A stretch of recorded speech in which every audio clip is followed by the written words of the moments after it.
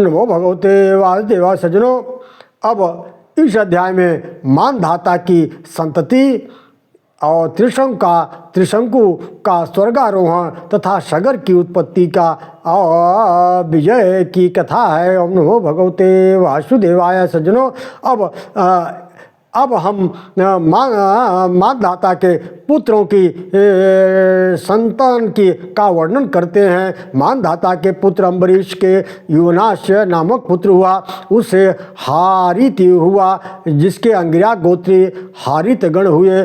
पूर्व काल में रसातल में मैने नामक 6 करोड़ गंधर्व रहते थे।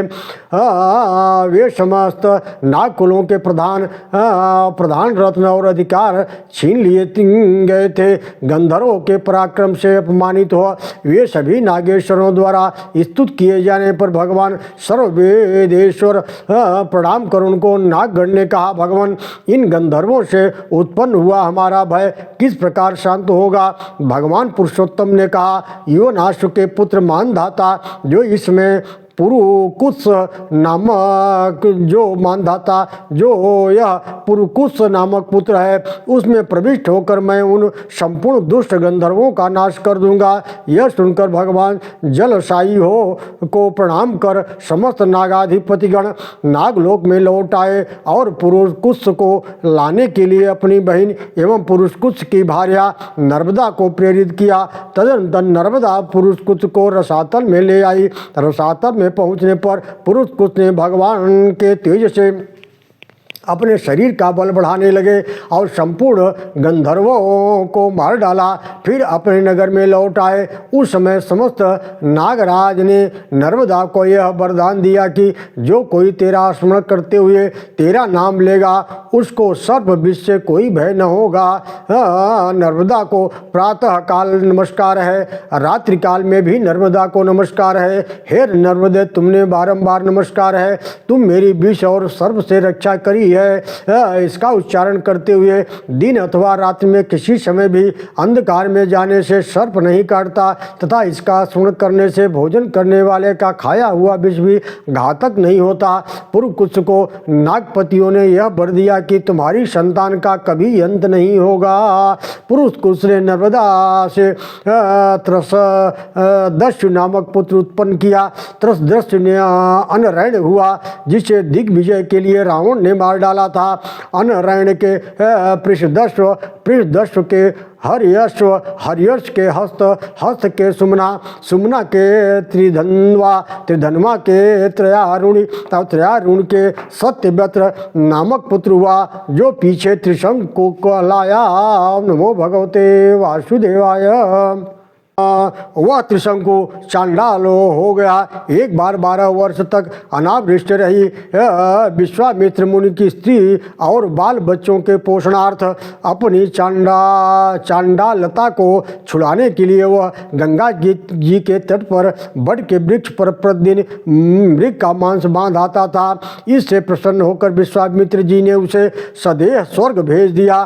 त्रिशंकु से हरिश्चंद्र और हरिश्चंद्र से रोहिताश्व और रोहिताश्व से हरित से चंचु और चंचु से विजय, वसुदेव विजय से रुरुक और रुरुक से वृक का जन्म हुआ। वृक के बाहु नामक पुत्र हुआ, जो है और तालजंग आदि क्षत्रियों से पराजित होकर अपनी गर्भवती पटरानी के सहित वन में चला गया।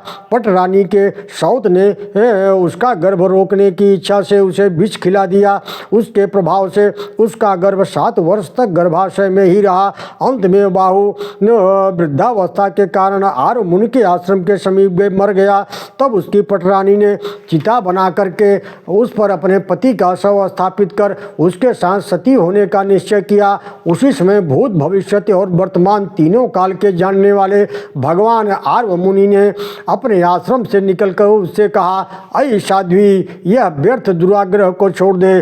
तेरे उदर में संपूर्ण भूमंडल का स्वामी, अत्यंत बल पराक्रमशील, अनेक यज्ञों का अनुष्ठान करने वाला, शत्रुओं का नाश करने वाला चक्रवर्ती राजा है। तू ये साधु सा साहस का उद्योग न कर। ऐसा कहे जाने पर वह अनुमरण क्षति होने के आग्रह से विरत हो गई और भगवान आर्य से उसे अपने आश्रम पे लेके आए। वहाँ कुछ ही दिनों में उसके उस गर्भिष के साथ ही एक अति तेजस्वी बालक ने जन्म लिया। भगवान आर्य ने उसके जात कर्माल संस्कार कर उसका नाम सगर रखा तथा उसका उपनयन संस्कार होने पर आर्य ने ही उसे वेद शास्त्र और भार्गव नामक आग्नेय शस्त्रों की शिक्षा दी।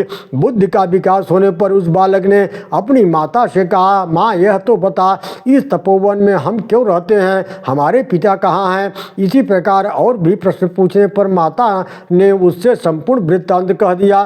तब तो पिता के राज्यापहरण को सहन न कर सकने के कारण वह पुत्र अपने हय और तालजंग आदि क्षत्रियों को मार डालने की प्रतिज्ञा की और प्रायः सभी हय एवं तालजंग वंशी राजाओं को नाश कर दिया। उसके पश्चात शक, यवन, कंबोज, पारद, पहलवनगण भी हताहत होकर सगर के कुलगुरु वशिष्ठ जी के शरण में आ गए। वशिष्ठ जी ने उन्हें जीवन मृत्यु जीते हुए मरने के समान करके सगर से कहा, बेटा इन जीते जी मरे हुए को पीछा करने से क्या लाभ। देख तेरी प्रतिज्ञा को पूर्ण करने के लिए मैंने इन्हें ही स्वधर्म द्विजाति और संसर्ग चित्त कर दिया है। राजा ने जो आज्ञा कहकर गुरु जी के कथन को अनुमोदन किया और भेष बदलवा दिए। उसने यवनों के सिर मुड़वा दिए, शकों को अर्धमुंडित कर दिया, पारदों के लंबे लंबे केस रखवा दिए, प्रभुओं के मुँह से दाढ़ी रखवा दी। इनको और इनके समान अन्य क्षत्रियों का भी स्वाध्याय खट काराज से बहिष्कृत कर दिया। अपने धर्म को छोड़ देने के कारण ब्राह्मणों ने भी इसका परित्याग कर दिया। अतः ये मलेच्छ के योनि के हो गए। तदनंतर महाराज सगर अपनी राजधानी में आकर अप्रतिहत सैन्य से युक्त इस संपूर्ण सप्तद्वीप पृथ्वी का शासन करने लगे। ओम नमो भगवते वासुदेवाय।